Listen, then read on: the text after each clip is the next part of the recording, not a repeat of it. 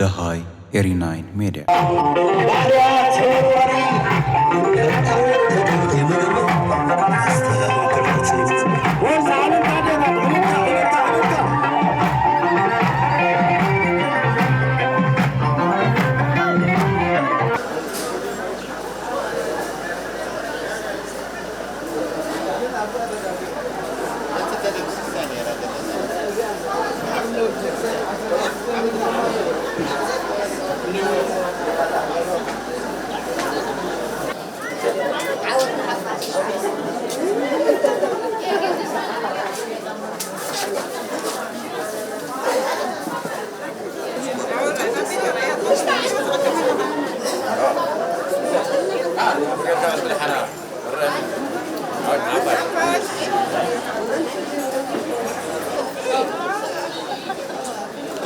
Rice and salad. The thing I've been eating salad like this.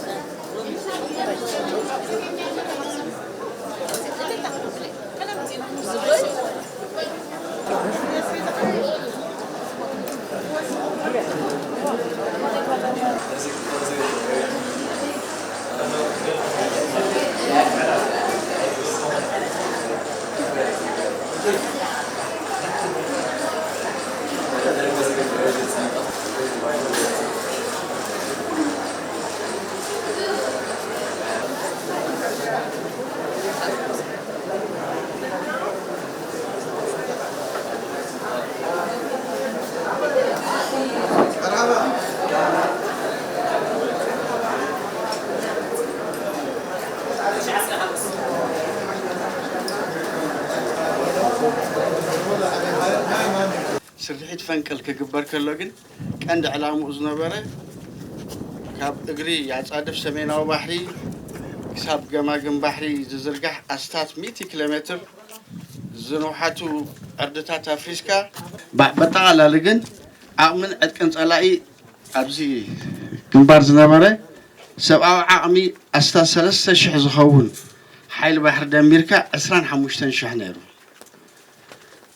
150 استفل عليه عينتات تنكتات نيران 7 كبت منافع نيرو وبو قحيا تبهل أبقى عريدو زنبرة ناشو مرحبا طلوني حجي كونريل بساقو ده هزوا سلامون وحتى لنا راما وحتى بقع غير الله عندي كورنيل إساق بحكي حقوسي تقدسكم وعلى إذا ما قد زياقا بترر إلا سلوزغات ولا حدا سبكي ترفا مسيحهم مالتي أتي مدب كم زي ودي شوال تقوصو سلاح أهادو بقص علي كاتولن يصنعون نيرو مالتي سلاي بتحتي نسمع بقرب دايبهم سلاها بتحتيهم محلف نيرو مالتي سقاب كم درجات نيروم كم كبدي إيدهم سلسنعوها حقاز نيرو مالتي حجي كحصروا لكم على الثلاثة ورهقلته سقاب على الشدشته زنبقعتي وإن سلاي إني نتقعلو بوتاي مالتي أبتنصال على شدشته مساعتنا على شوعات منو معلتو عيلنا حاولوا يتعاقدوا بمولو غريسيني بالكانيرنا اتغريسيني تتقيمنا بمولو مالتي حاولوا يعاقدوا شاقي ستي كل نجر دارغا ابو عيلنا عشوعات مستبقسنا دحر 3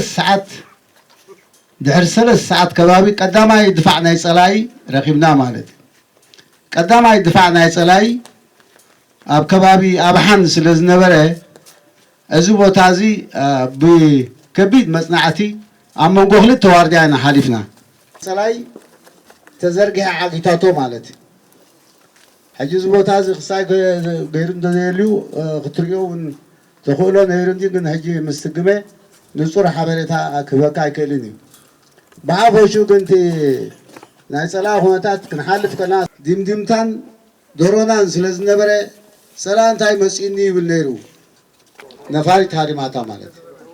50 ሰብ ተወጊኦምና 4 ተቃሰው እዮም መስከም ዝኾነታት ፀላይ ዳርጋ ትንፋስ ኣይሃብናያን ኣብቲ መወዳእታ ግን ኣብዛ ዓሪዱ በርቲዕና ነይሩ ብሓፈሹ ኣሃታት ካልኦት መፃ ነይረን በብደረጅኡ ሰብ ክጠቕሱ ይኽእሉ እዮም ሓደን ትማፃ እኳ ተጠቂሱ ነበረ መጀመርያ ካብ እዚ ቦታ ክንሳተፍ ኮለና ክልተ ብርጌድ እየን መፅአን ብርጌድ 81 ብርጌድ 13 ተሳቲፈን ብቐጥታ ብርጌድ 81 ትበሃል ካብዛ ፅርግያ ሕጂ ሒዝናያ ዘለና እዚ ጎቦ ዝፈረሰገ ኣብ ልዕሊና ንሪኦ ዘለና ካብዚ ጀሚርካ ስጋዕ ሰሎሙና እዩ ዝክፍለ ሰራዊት ተዘርጊሑ ነይሩ ካብ ሰሎሙና ርእሲ ዓዲ ዝኩሉ ኣብኡ ዘሎ ትርፍራፍ ፀላኢ ይኹን ንኣሽቱ ማዓስከራት እናደምሰሰ ከዓ ነዚ ናይ ግንባር ጊንዳዕ ዝግበር ዝነበረ መጥቃዕቲ ውሕስና ንምሃብ ተሓደ ብርጌድ ከዓ ምስ 85 ለጊቡ ብቐጥታ ናብዛ ሕጂ ንሪኣ ዘለና ድሕሪና ዘላ ጎቦ ዓባይ ጎቦ ነዚ ንምሓዝ ተበጊሱ ከምቲ ዓንቶይ ተጠቕሰ ግን ኣጋጣሚ ኮይኑ እዘን ክልተ ዓበይቲ በረኽቲ ክትሓዝ ኣይከኣለን ኩሉ እቲ ሰራዊትና ኣብ እግሪ ናይዚ ድፋዕ ሒዙ ነይሩ እዚ ብዓይኒ ፀላኢ ክንሪኦ ከለና ፀላኢ ኣብቲ ዝበረኸ ቦታ እንድሕር ኣልዩ እስኻ ኣብዚ እግሪ ኮንካ እንድሕር ትነብር ኣለኻ እንታይ ዓይነት ሂወት ሓሊፉ ንኩላህና ክንገምግሞ ንኽእል ኢና ትዝኸፍአ ናይዚ ከቢድ ብረ ጥራይ ኮነ ኣብ ዝሃርብ ነይሩ እዚ ኩሉ ብርእሲ ዓድን ብምባደሆ ድመፅ በዚ ከዓ ብቅድሚኻ ድብድበካ እቲ ኣሎ ዝበሃል ኣፅዋር ናይ ፀላኢ ካብ ሞርታራት ጀሚርካ 107 ናና ሽዑ ስለ ዝመፀ ኣልኣሚንን ኣሻገረን ናይ ሰላም ስምምዕ ኣብ ደገ ይረዳድኡ ስለ ዝነበሩ እቲ ናህና ኣልኣሚን እዩ ዝበሃል ኣሻገረ ዝወድቆ መሬት እንድሕር ሪኢኻ ኣብኡ ከለኹ ሰብ ይድፈር ስለዚ ንዚ ኩሉ ደብዳባታት ግምት እትዩ ዝተገዳላይ ኣብ ዝረባረብ ነይሩ ማለት እዩ ኣብዚ ብልዕሊኻ ኮይኑ እንድሕር ድፈስስ ሃልዩ ኮይኑ እቲ ኩሉ ፅዋር ከዓ ብድሕሪትን ብላዕልን ብነፈርትን እንድሕር ድብደበካ ሃልዩ ተፅንዓት ናይ ተጋዳላይ ናብዚ ግንባር እዚ ሕሉፍ ሓሊፉ ኣብዚ ዝነበረ ኣሃታት ትምውጋዕ ትመፅእ ከሎ ፀላኢ ሕጂ ብማዕዶ ኮይኖም ክንግሪ ኢልካን ብጎንኹም ስለ ትወሮም ኣንቃዕድካ ክትርኢ ትኽእልና ኣብቲ ካውሕ ብድሕሪት ትፀንሕ ከምዚ ሕጂ ዘለና ፀላኢ መፂሎ ምስ ተባህልካ ካብቲ ካውሕ ወፂኡ ትሰብ ድምክት ነይሩ ማለት እዩ ተወዲኡ ቦምባ ናይ ፀላኢ ናባኻ መፅእ ቦምባ ናህና ዝሰድድ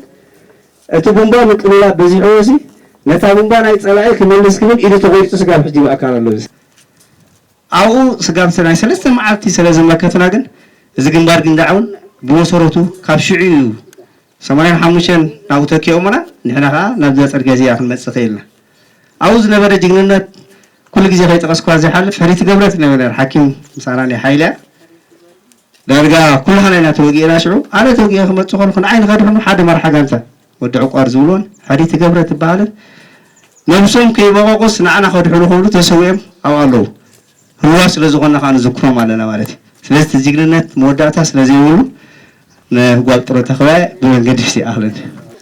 ማእከልነት ሓይሊ ክልቴና ኣነ ኣዛዚት እሱ ኮሚሽነር ጋር ሓይሊ እዩ ነይሩ እዚ ንግንባር ጊንዳዕ ክንመፅእ ከለና ክልቴና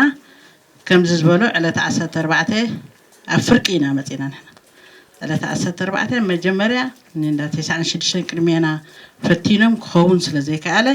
ንሕና ተኪእና እዮም ናይ 3 መዓልቲ መሪር ኩነታት ለይትን መዓልትን ተዋጊእና ብድሕሪኡ ዓመት ሙሉእ ከዓ ኣብዚ ግንባር እዚ ፀኒሕና ቀንዲ ሽቶ ናህና ከምዚ ዝበሎ ጌሓት እዩ ነይሩ በዓል ፈረሰገ ጌሓት ጭፈታ ዝበሃል ዓሪድና ዓመት ሙሉእ ገሌና ኣብ ውግእ ገሌና ኣብ ማእቶት እንዳተሳተፍና ኣድታትና ከዓ ነፅንዕ ነርና ንፀላእ ከዓ ንከላኸል ነርና ምክንያቱ ካልኣይ ግዜ ክደግሞሲ ግዜኻ ምንዋሕ ስለ ዝኾነ ኩሉ ገሊጮ እዩ ኣብዚ ግን ተራ ጓል ኣንስተይቲ ክገልፅ ደሊ ከም ጓል ኣንስተይቲ ከም መጀመርያ ኣነ ከም ሓላፊት ኮይነ ኣብ 79 መራሒት መስርዕ ኮይነ ስጋዕ ናፅነት ከዓ ከም ማእከልነት ሓይሊ ኣዛዚት ኮይነ ከዓ ናፅነት ኣዋጊእን ተዋጊእን መፅእ ከማይ ብፆት ደቂ ኣንስትዮ ከዓ ማእለያ ዘይብለን ከም ዝነበራ ጅግንነት ናይ ጓል ኣንስተይቲ ሲ ብኩሉ እንትንኡ እቲ ህዝባዊ ግንባር ንማዕርነት ዝምልከት ሕቶ ኣፅኒዑ ፖሊሲ ኣትሒዝና እተን ደቂ ኣንስትዮ ከዓ ነዚ መኪተን ድርብ ጭቆና ሒዘን ከዓ ዓወት ዘምፃእየን ብክልቲኡ ወገን ኣነ ከም ውልቀ ከም ጓል ጥሮታ ክገልፅ ኣደሊ እዛ ግንባር ጊንዳዕ ንኸላኣይ ግዜ 77 መጀመርያ ኣብ ባፅዕ ተዋጊእ ኮለኛ ባፅዕ 79 ከም ታራ ኮይነ ኩናት ዝረአ ኩለኻ ሸዓየ كميل كاسل هذه حلف جن حصر زبالة نايت وعلو مبر وعلو نايزي لعل هذا عمل زجاجة بزجن بارزي حجز أنت خاطر دو يتكلمنا كفل سراوي 7 كم تغتك سنة كابتن مجمري أنا زمت كعتزي الصحاتيا ويستمد بقى حدثاتها قدمنا بزمت كعتزي مسا في استراتيجيكاوي ويسلتاوي بالحنا يزبا جنبار مسرتني عوت ناسيو نسوفي تقادلاي مهلاو أبت استراتيجي أبت متقعتو زوزو سلتاوي استراتيجي كاو متقعتا تاوي كاب جنبار كلنا جنبار كرنا أسيرنا ينانيرنا هاب جنبار كرنا كفل سراوي 7 وجي علامة موتيو ني باطع نمتقعينير سلاي موصانا حزبا ناي كفل سراوي 7 اسفلته كلنا هتاتو فلا سراوي 7 ني زواغ جنبار نباصع كتقع مصيلو ملو مدلوات ابز غيرو قال اهتاتو صعيب زغلا قلنا يا بعض شعب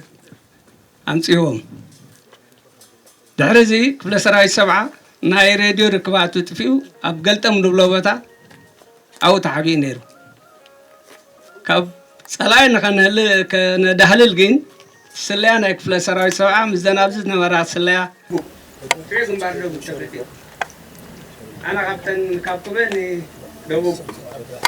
نستار وسات برجد وساوي عبدي بغيرنا هنا وريتنا سجمد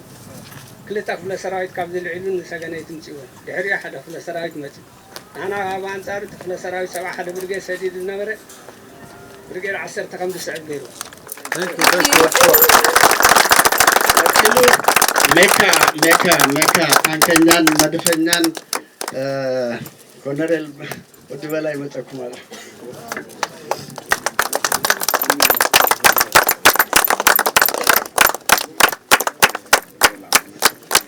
تامنال بات كوسخا دلي أبتنا هنا أقول كتون تلقون أي مكانايت مالتي مستم أجر توهاي نانسرح سلازنا برنا انتاي ترانيرنا قلنا عدي علي كأتوا وسينوتي مرحنتنا تلوخزها أنا هبنا مرتي تنعصر تحمي شيطانكي تنشوعتي أنا زنبركون مالتي بذا مسمر عدي علي تن شمونت تانكها نبات عسل زخدا بمسمر قمهوت عيلت قمهوت البحر مالتي زا بنتو أركو زلواني قحتلاي سامن فلاليسنا مالتي تشمون تانكي كوني واتكعن بغيرن نباتعك خدا نشوات تانكا نجوات كعن نابز غريبة أهدنا نتعرفنا كله وحسنة يقولون كأتو هنا كدني مهناتو تلاعي بدحريت كما توي كتقع أصلاً كسع ما يوعي كم أحد مدفع أول أحد مدفع كم راحت مسرع داي مدفع كويني مزه حجي حنت بفولي كجلس أزخ ترى دك نستيو أب كبير ورد راح يجلس أبز حنت ساعات متصورة سئلنا لنا أبز جنز تجارة لاي ما هذا كنستيو خلي أمتاتي نبز صحيزي قرع إبلانيران مس بارود مس بحرية وشجرات مس كله هو أنا بجمرة أبار 10 ساعات زوري أنا بوتاي كام مساعد نير أنا أماتر أنا أوفيس مالتي كتشن شو عسلي نير أب باتع الجمرة كبابي 10 شو منتعمد حرز 10 شو منتعمد اللي باتع اللي مسؤول مالتي باتع قرب جافي حسني حسني أبنات بتي بنتاي زبات المسينا ديجا قعتلاي أزيو شفيعو تمال قلت لنا زوارو أزي بتعمل شفيعو رهيبة زي حاولتنا أزياء أي يعني لو ما عمل فنكر ناتي من صاغنا تازو حقو ستني جنبار جندا حاولتي زفتوا ምክንያቱ ኣቦይ ኣምርባር ናይ ግንባር ጊንዳ ስለተሰወ ዳርጋ ምስ ኣቦይ ዝባዓልኩ ተሰሚዐኒ ስለዚ ፍሉይ ዝገበሮ ኣብታ ግንባር ጊንዳ ዝተሳተፍኩ ብጣዕሚ ናይ ደስ ኢላትኒ ካብኡ ቀፂለ ከም ዝበልኩኻ ናብ ዲጋ ኣምሪሕና ካብ ዲጋኻ ናብ ወደባዊት ባፅዕ ኢና ኣምሪሕና ወደባዊ ባፅዕ ኣብቲ ኣነ ዝነበርኩሉ ዳርጋ ፅብብ ዝበለ እዩ ነይሩ ሕጂ ግን ኣዝዩ ገቢዑ ትማሊ ዳርጋ ኣብ ደጊ ኢላልዮ እምበር ውሽጢ ምስ ኣውቶቡስ ኣዝዩ ገቢዑ ዳርጋ ናይ ከባቢ ተሰዓት ኢና ኮለይልና ማለት እዩ ስለዚ ዓብይ ለውጢ ፀኒሕኒ ኣብ ናይ ወደብ ናይ ባፅዕ ናይ ሎማዓንቲ ዝረኣናዮ ኸ እንዳ ዝበለፀ ናይ እንዳ ፕላስቲክ መፍረ ከምዚ እቲ ትቦታት ክእትዎ ከለዉ ኣብ ኣስመራ ድዩ ኣብ ዝኾነ ዓድታት ክትሪአን ከለኻስ ካብ ካልእ ሃገር ድመፀ እዩ ዝመስለካ ኣብዚ ዝተሰርሐ ይመስለካ ንዮ ኣብዚ ግን ብዓብዪ ክስራሕ ከሎ ካብ መጀመርታ መስርሑ ክሳብ መወዳእታ ኣርዮሙና ናይ ብሓቂ ኣም ፕራውድ ብጣዕሚ ተሓጒሰ ምክንያቱ ኣብዚ ዝፈሪ ኮይኑ ኣይስማዕንን ነይሩ ማዕረ ክንደዚ ኣለና ካልኣይ እናቶም ዘሕጎሰኒ ኸ ካብ ደገ ዝመፁ መሃንዲሳት የብልና ኩሎም ብደቂ ሃገር ተማሂሮም ደቂ ሃገር ዘፍይዎ ኩሎም ደቂ ሃገር እዮም ዘለዉ ስለዚ ሃገርናስ ኣብ ምንታይ ምዕባለ ትኸይድ ኣላሲ ሕጉሳትና ዝበልኩኻ እዩ ምርኣይ ምእማን ማለት እዩ ሕጂ ኣብ ደገ ብወሬ ኢኻ ትሰምዖ መፂኦም ዝዕልሉኻ ብፆት ኣለዉ ከምዝሎ ከም ትርኢና ገለ ብሎኻ ግን ኣነ ስለዘይረኣኾ ብዙሕ እቲ ብዓይንኻ ትሪኦ ሰብ ዝብለካን ማረ ዲፈረንስ ኣሎ ሎማዓን ካብ ትማል ጀሚረ ክሳብ ሕጂ ብዓይነይ ዝረኣኾ ኣዝዩ በቃ ፅቡቕ መወዳእታ ኸማን ኣነ እዚኣ እንታይ ዝበሃል ኩላ ዝደሊ ምርኣይ ምእማን እቲ ኣብ ደገ ንሰምዖ ዘሎን ዘየለን ወረ ማለት እዩ ብዙሕ ኢኻ ትሰምዕ እዚ ግን ቶታል ሓሶት እዩ ኣብዚ መፂኻ ብዓይንኻ ርኢኻ ነንዕዘብ ፅቡቕ ኢል መልእኽቲ ከመሓላልፍ ይደሊ ምናልባት ካብ ትመፅእ ነዊሕ ገይረ ሓንቲ መረባ ቅድሚ 16 ወርሒ ገና ውፅእልና ሕጂ ዝነውሐ ዕምሪ ናይ ዕረፍተይ ክብሎ ክእል እየ ኣብ ዝሓለፈ 20 ዓመት ክኸውን ናብ ስደት ካብ ዝኸይድ ዓዲ እንግሊዝ መቐንታ ኣትየ ምናልባት እንታይ ተዓዚብኩም ንዝብል ኣብቲ ሓፂር ግዜ ዝግለፅ እኳ ኣይኮነን ግን ብሓፈሽኡ ብዙሓት በዓላት ተሳቲፈ ኣብዚ ወርሒ ኣብ 6 ወርሒ ዝብለካ ዘለኹ ግን ብዓብዩቲ መዓልቲ ኣኻኺሉና ዘሎ ናይ ስራሕ ፈንቅል ስለዝኾነ ኣብኡ ኣተወኪረ ዝያዳ ታሽሙ ክገብረልካ ስለዚ እቲ ዝተዓዘብናዮ ብዙሕ ነገር እዩ ሃገር ኣብዚ ግዜ እዚ ምስ ዘለዋ ብዙሕ ውድሆታት ነዚ በፂሕናያ ዘለና ደረጃ ክንበፅሕ ዝተኸፍለ መስዋእቲ ዝተኸፍለ ጉልበታዊ ዓቕሚ ባጀታዊ ኩሉ ነገር ኢኻ ክትሪኦ ከለኻ ብጣዕሚ ኣገራሚ እዩ እንታይ ማለት እየ ኤርትራ እስቲ ክሳብ ሕጂ ብውሽጣዊ ዓቕማን በቲ ፀጋ ናይ ሰማንያ ኣብ ደረጃ ዝበፅሓ ዘላ ምናልባት ክንበፅሖም ዘለና ቦታታት ብዙሓት እኳ ትኾኑ ክሳብ ሕጂ ግን ሓደ እቲ ዑደት ጌርናያ ዘለና እዚ ናይ ግንባራት እዩ ግንባራት ግዜ ከም ንፈልጦ ነዚ ዘለና ሰላም ክንበፅሕ ዝተኸፈልናዮ መስዋእትን ዝተሓልፈ ጅግንነትን ኣብኡ ዝነበረ ቅያ ናይ ደቂ ኣንስትዮን ደቂ ተባዕትዮ ስለዝኾነ ዝተቐድማ ኣቢለ ዝገለፁ ከዓ ኣብቲ ቃልሲ እውን ስለዝነበርና ብፍላይ ግን ነቶም መፅሓፍቲ ወለዶ ቀሊል ታሪክ ኣይኮነን ምክንያቱ እዚ ሓደ መሰጋገሪ ድልድል እዩ ካብኡ ቀፂሉ ምናልባት እዚ ናይ ወደብ ኢላ ተዓዚብና ብሓቂ ክትሪኦ ከለኻ ካብቲ መግለፂኦም ተበጊስካ እውን እዚ ናይ ወደብ ዝያዳ ናብቲ ተበፂሕዎ ዘሎ ደረጃ ምዕባል ኣተወኪረ ክዛረብ ምክንያቱ እቲ ቅድሚኡ ዝተሃንፀ መግዛእቲ ጥልያን እንታይ ገይሩ ድሕሪኡ እንግሊዝ ዓፀፋ እንታይ ዓይነወት ፈፂሙ ብዓብዪ ከዓ ስርዓት ሃይለስላሴ ወይ ናይ ደርጊ ንብሎ ከዓ ከቢድ ዕንወት ምስቲ ኣብ ምሕራር ናይ ፈንቅል 1990 ማለት እዩ ዘጋጠመ ዕንወት ኣረኣይኻን ዝወረደ ሰብኣዊ ድልቂትን ገለ ሪኢኻ ተቐሪቡ ከም ዘሎ ዘመናዊ ምዃኑ ከዓ እዚ ካብ ግዜ ናብ ግዜ ከዓ ኣብቲ ደይት እናገበርዎ ከዱ ከም ዘለዉ ልዕሊ ኩሉ ግን እቲ ናይ መራገፊ ዝነበሮ ሕፅረት ወይ ዝነበሮ ፅበት ንዕኡ ብውሽጣዊ ዓቕሚ ዝበዝሐ ክፋል ሕጂ ብኮንክሪት ተገይሩሎ ዝተረፈ ድማ ብሓመድ ዝረኣናዮ ኮንቴነራት ተራጊፎ ዘሎ ኣዝዩ ዝያዳ ከማን ሓመድ እንዳመልኣካ ነቲ ባሕሪ ዝግበር ዘሎ ንጥፈታት ርኢናዮ ስለዚ ዝቐሊል ኣይኮነን ስቲል ውሽጣዊ ዓቕሚ ዝግበር ዘሎ ብድሕሪኡ ተገልፀ እውን ኣብ ስግር እንዳባልበይ ዘሎ ንሱ እውን ኣብ መጻኢ መንግስቲ ኩሉ እንትንኡ ተሃኺቡ ኣብ እቲ ወደብ ብክልተ ሸነኽ ዝኾነሉ ደረጃ ተበፂሑን ኣብ ምትግባር ተዳልዩ ከም ዘለዎም ተገሊፅና እዚ እንድሕር ተገይሩ ኤርትራ ምስተን ኣብ ከባቢኣ ዘለዋ ሃገራት ብዘይከለ ዓለም ተወዳዳሪ ዝኾነ ወደብ ክህልዋ ምዃኑ ሂቦምና ዘለዉ መግለፂ ነቲ መጻኢ ኤርትራ ብግብሪ ርኤካ ማለት መጻኢ ኤርትራ ስኒት ሪኦ ኣብቲ ዝሕጉሰካ ነገር ግን እቲ ዓቕሚ ናይ መንእሰያት እዩ ናቱ እዚ ሃገር እዚኣ ቀደም ብመንእሰያት እያ ዝናፅነት ዝሓርነት ዝመኸተ ኩሉ ተጓናፅፈቶ ብመንእሰያት ደቃ እያ ስለዚ ኣብ ነፍሲ ወከፍ ትካል ኬድካ ክትሪኦ ከለኻ እቶም መንእሰያት ነቲ ስራሕ ተረኪቦሞ ናይ ብሓቂ ከዓ ብግብሪ ይሰርሕሉን ዝለዓለ ደረጃ ፅፍዎን ኣለዎ ከዓ ካብቲ ሓደ ዝፍርዓካ ነገር እዩ ስለዚ ግዜኡ ተዓዚብና ዘለና እዚ ዝራየና ፕላስቲክ ሎመዓልቲ ከድና ዝነበርና ተመሳሳሊ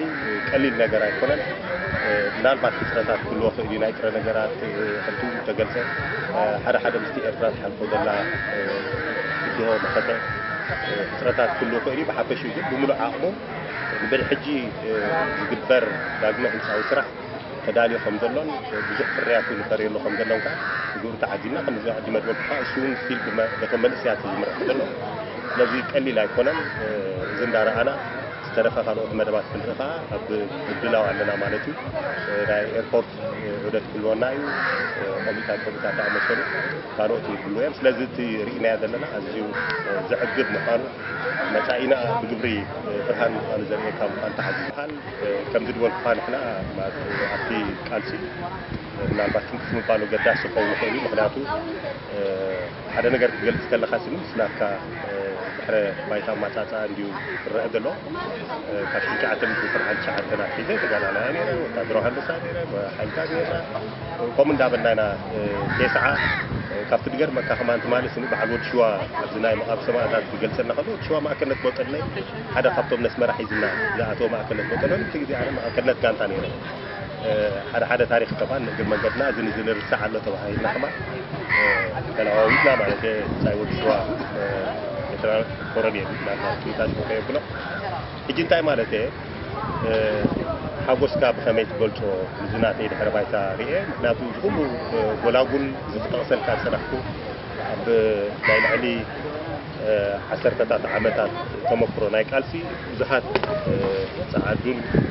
ቀያሕትን ብፆትና መናእሰያት ብፆትና ሓመድ ውሒዱና ኣብረኾም ርእሶም እንዳረኣናዮም ኢና መስመራ ኣቲና ምናልባት ድሕሪኡ ኩሉ ዝተገብረ ጉቡኣት እኳ ጉቡእ መዕረፊኦም ረኺቦም ትኾኑ ግን ተሓጎስካ ክትገልፆ ትኾንካ በዚ መንፅር እዚ ካ ክትሪኦ ዘለካ ተኸፊልዎ እዩ ሕጂ ነዚ ተኸፍሎ ከምዚ ደኣ መሰለ ውፅኢት እንዳረኣኻሉ ክትከይድ ካብዚ ደዓቢ ሓጎስ የለን ስለዚ መግለፂ የብልና ሓጎስ ስለዚ ብጣዕሚ ወላነቶም ኣብ ዝተፈላለየ ሃገራት ዘለዎ ከማ ሎሚ ከምዚ ባዕዳ ምክሪ ገለመልካ ዘድልዮ ይኮነ ሰብ መፅእ ኣሎ ይውሕዝ ኣሎ ንኣብነት ናይ ፈንቅልቲ ማለት ድሕሪኢኻ ስኒ ነግራና ነይረን በዓል ጓል ሓጂ ልዕሊ 500-600 መዝጊቦም ኣቶ ሕጂ ናብ 700-800 እዮም መዝጊቦም ቀለቐለቕ እዩ ሰብ መፅእ ዘሎ ሕጂ እንታይ ማለት እየ ዝያዳ ካብኡ ንላዕሊ መፅኦም ታሪኾም ኩሉ ኩነታት ናይዚ ሃገር ክሪእዎ ከለዎ ከዓ ኩሉ ግዜ ምስቲ ኤርትራ ተሓልፎ ዘላ ኣዛሚድካ ምርኣዩ እምበር ኣብ ሕፅረታት ጥራሕ ኩሉ ግዜ ኣተኪርካ ታሽሙ ክገብር ግቡእ ኣይኮነን ምስቲ ኤርትራ ተሓልፎ ዘላ